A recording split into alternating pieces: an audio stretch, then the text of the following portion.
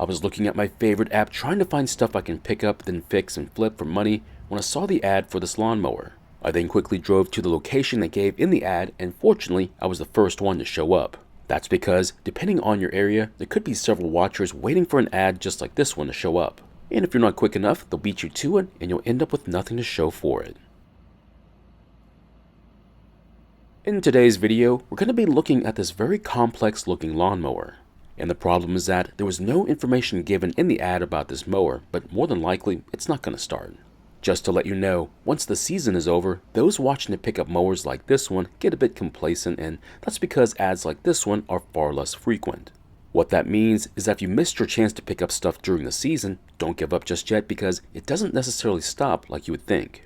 So the first thing we need to do was look over the mower and try to find the sticker that has the model and serial number just in case we need to order parts for it. And come to find out, the sticker is hiding right by the left rear wheel, making it really tough to see. And just in case we need parts for the engine, this is the sticker on the back of the fuel tank. Now for the most part, this lawnmower is complete except for a missing dust cover for the left wheel and leaves the gears a bit exposed. But luckily these covers are still available and are really cheap, so I might consider replacing it. This mower also comes with a coveted throttle and choke lever, which means you don't have to worry about a failing automatic choke system. However, this does mean you have to maintain the complex interlocking mechanism, otherwise the engine will be tough to start. Now before we try and start this mower, we'll need to check the oil level and the fuel tank. Otherwise, if the oil is low, we could end up damaging it, which is something I want to avoid. Now the oil isn't full, but there's plenty in there for a test start, and the color isn't bad either. There is some gasoline in the fuel tank, but who knows how old it is. However, it might be a reason for the engine not to start. Next, we'll open the fuel valve, choke the carb, give it a few seconds, and then try and start it.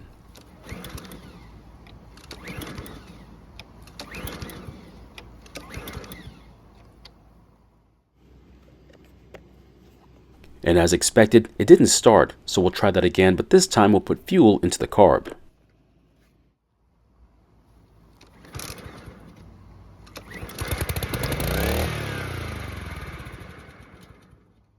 The good news is that it started and ran, but the bad news is that it means there's something wrong with the fuel system. The thing is, taking the carb off can be really tough if not annoying, so let's hope it's just bad gasoline. And after draining out what we could from the tank, this is what was inside there. Now it's not terrible, but it's also not fresh either. And if I had to guess, it's probably about a year old, so it should still be usable and the engine should have stayed running after we primed it. But since it didn't stay running, it could mean the problem was with the carb. So what you're looking at is a plastic support for the foam pre-filter, which I've never seen before, but it looks like it did its job because the foam is completely clogged with dirt. We'll deal with this later on with a good cleaning, but right now we want to look at the choke flap and make sure it's working like it should be. So here's the choke flap, and right now it's open. We'll then pull on the lever and see what it does. This is when we see the problem. The choke flap is moving, however it's not fully closing, which is what it's supposed to be doing. And for those that may not know, when in full choke, this lever is supposed to be all the way up, which it is not. You can see that it has a bit more to go, which is why the flap isn't fully closing. And to help get it the rest of the way there, we'll try lubricating the pivot and then work it a bit. And I'm not sure if you noticed it, but each time it was moved, the better it worked, and now the flap is fully closing. Now that we've got that problem solved, let's see if it'll start and run on its own.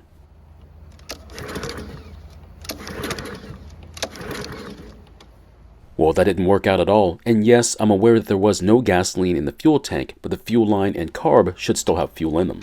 And because of that, if the carb was working as it should be, and with the functioning choke, it should have at least tried to start. So what that means is that the carb might have a problem that's preventing the engine from starting, and that problem is possibly a clogged fuel jet. But to take the carb off on one of these Honda engines might be more than what a typical consumer wants to tackle. And if that is the case, and you want to avoid the headache of servicing the carb, then taking a shortcut might be appealing to you. Now as part of that shortcut means draining the gasoline from the fuel bowl on the carb, and to make it even easier to film, I'm going to take the front cover off. And the reason why is because I want to capture what comes out of the carb, which will help determine if stale fuel was part of the problem. And we can do this by just loosening the bolt and letting the remaining fuel drain out of the bowl. And once the fuel is done dripping from the carb, we'll tighten the bolt and then take a look at what came out. And it's fairly obvious that the fuel has even more color to it than what was inside the fuel tank. Just remember, unless the entire fuel system is empty, adding fresh gasoline to the tank may not actually get to the carb. But since this one is now empty, we'll add some new fuel to the tank and then try starting it again.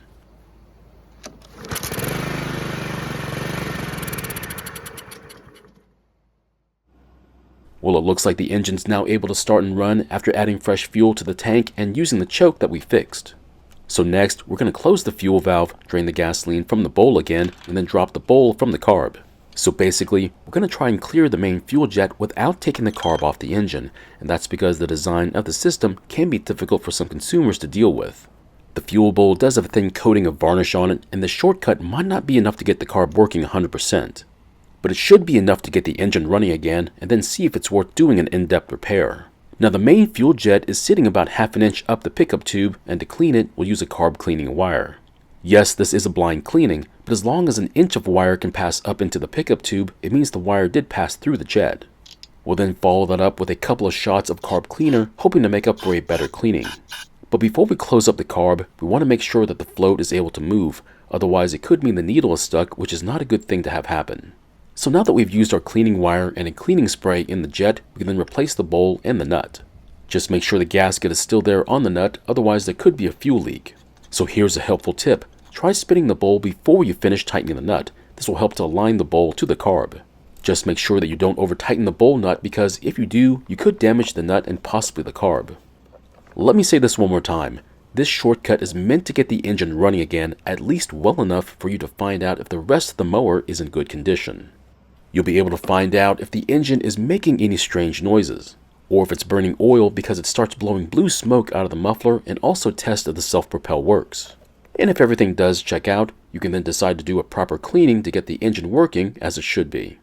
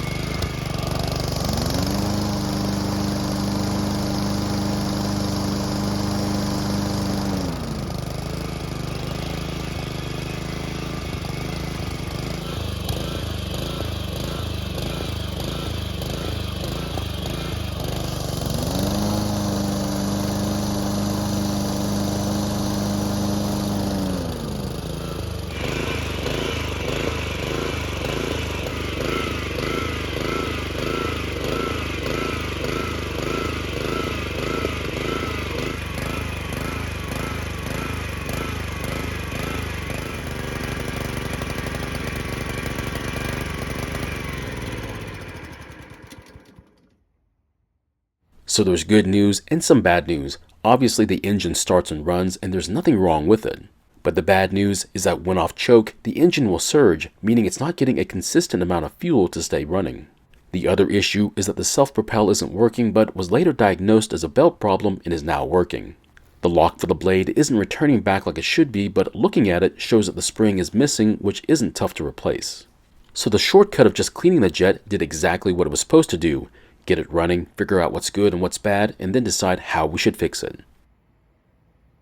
So my question is, what do you think of this method, and would you ever consider doing it?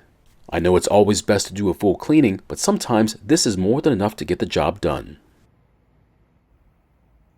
Thank you for watching. I really do appreciate your time here. Please feel free to ask me any questions about this project or about your own projects, and I hope to see you in the next video.